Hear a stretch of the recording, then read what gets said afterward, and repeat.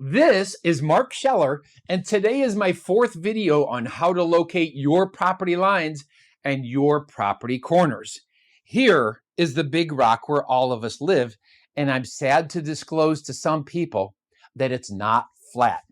Our globe does have 24 primary lines of longitude, which travel from pole to pole like this green line.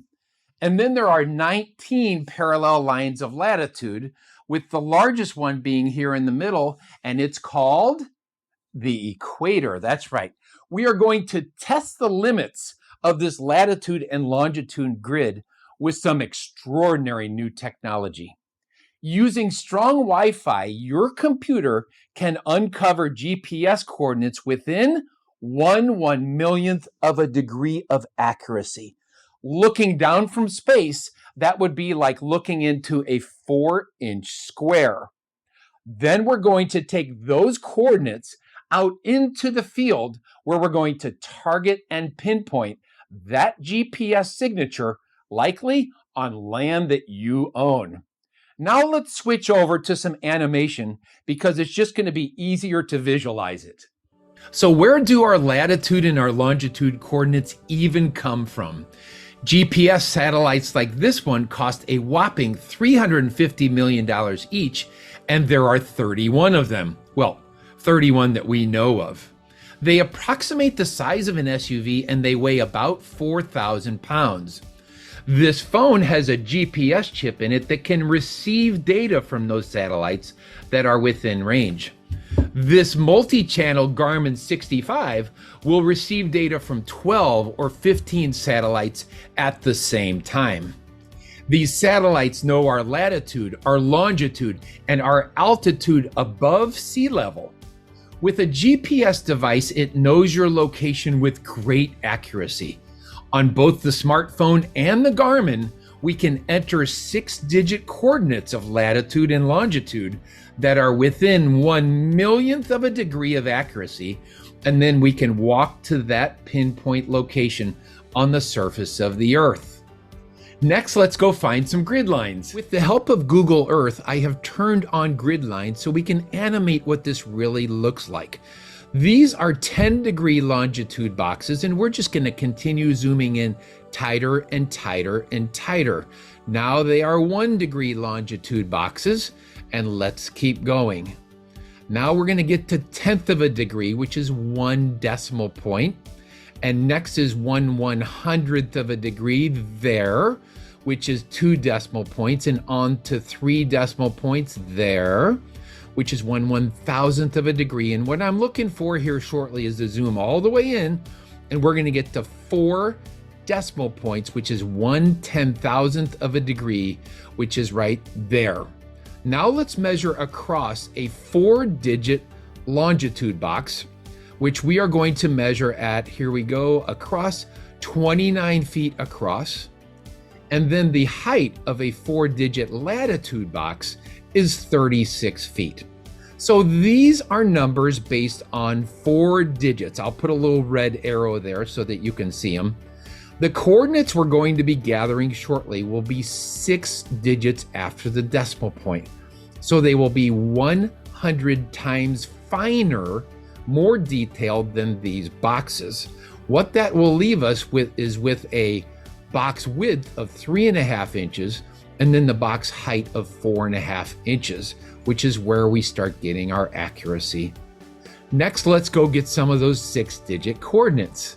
Now it's time to start gathering some of those 6-digit coordinates I've been talking about.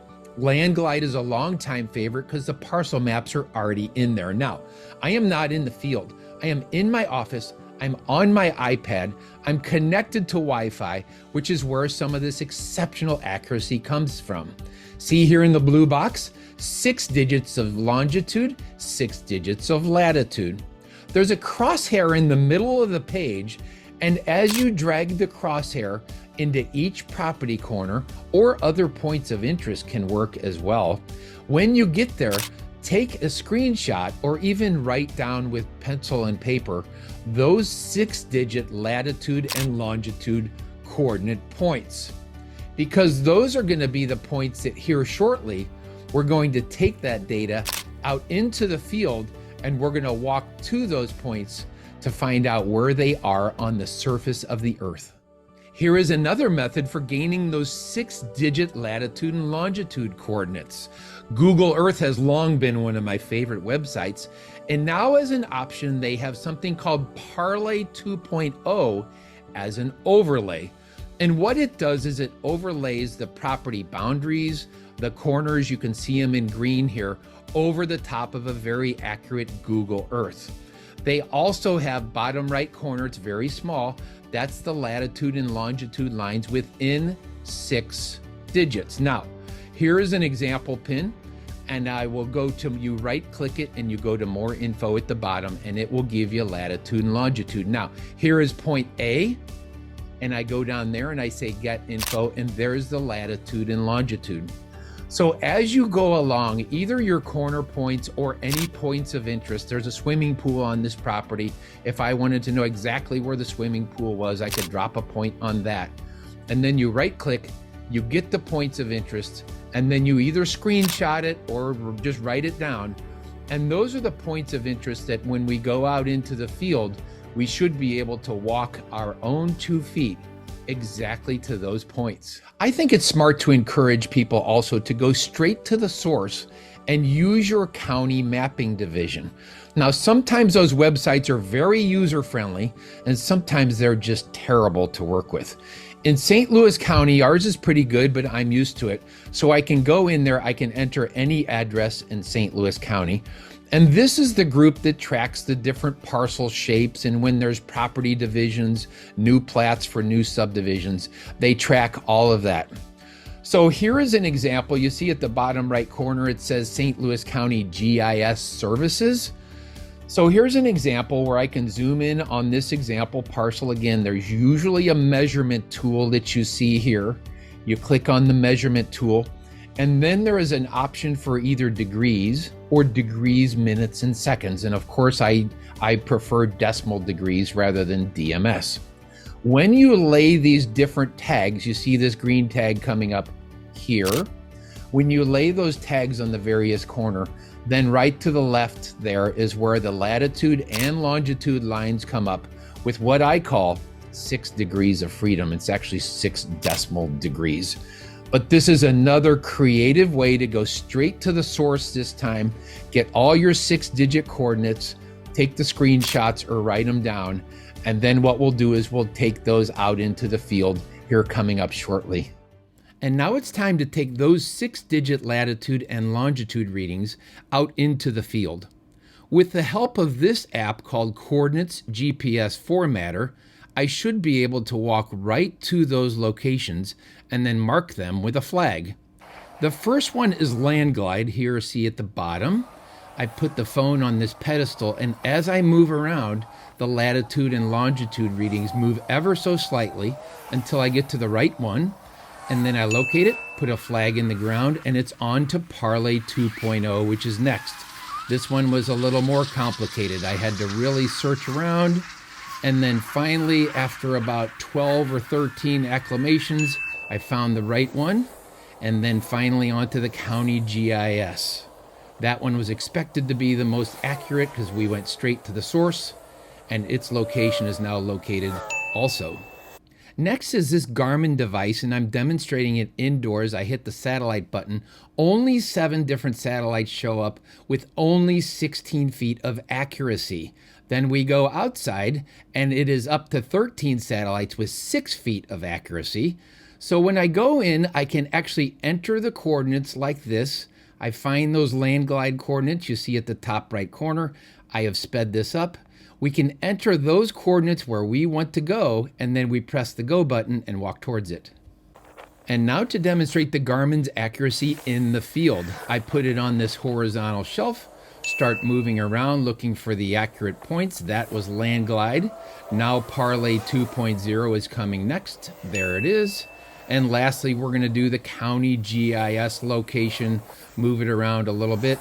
Third correct point, mark it. I had this property surveyed 2 months ago, and when I got back to the site, the survey stakes had already been removed and thrown in the bush. I found the survey pin here, started measuring between the 2 LandGlide flags, 2 Parlay flags, and 2 County GIS flags. They were all in that 2-foot to 8-foot range, which I thought was pretty good, despite getting some interference from a booster box up on top of the telephone poles. Overall, I was pleased with the results. Let's talk about why exact measurements are so hard to find on these apps. There is a fundamental reason for this delta, and it's all about geometry. You see, the plats and the lot shapes are all laid out in a horizontal plane like this. We used to put them on a drafting table and actually draw them, but the Earth is not a horizontal plane. The Earth is a sphere with hills. So let me demonstrate.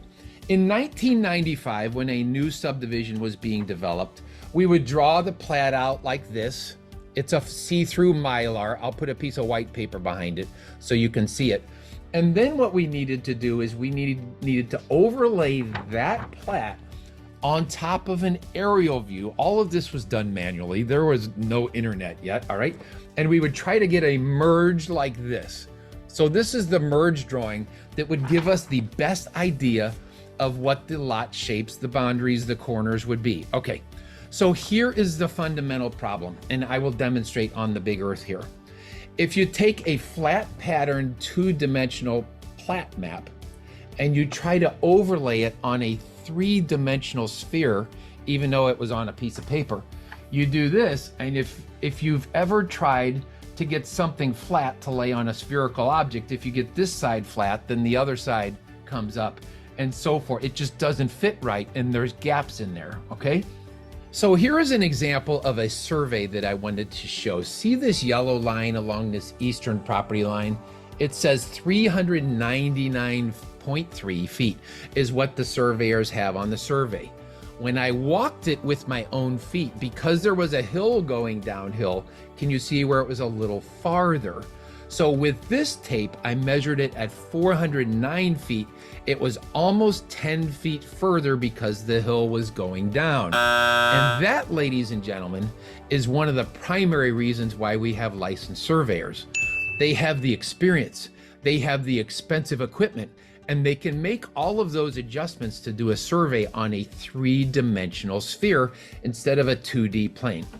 So at your county GIS department, when the horizontal plane does not align with the spherical base, they'll do a process called rubber sheeting.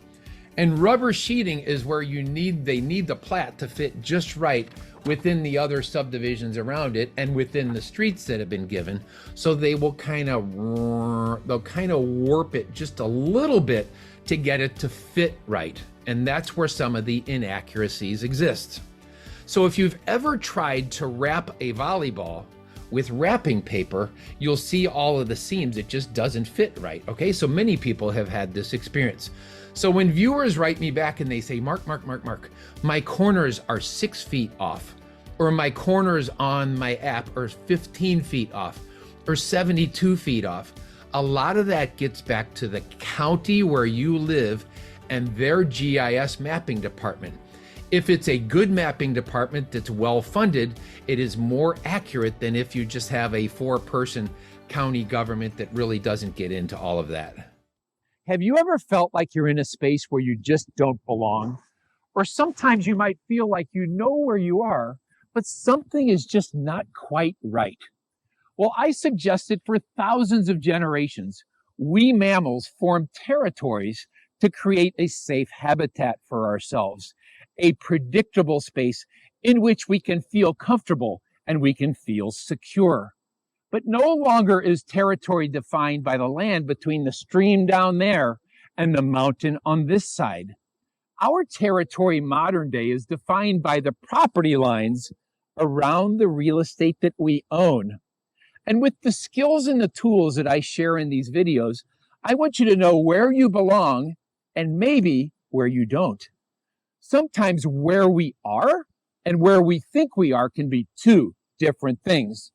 So how do we bridge the gap between what our eyes are telling us is the truth and where we actually are? Our physical location can just be an illusion until something like a GPS satellite can prove our actual coordinates on this big spinning rock. This has been Mark Scheller, and thank you for following me on this journey to identify your territory and your property lines.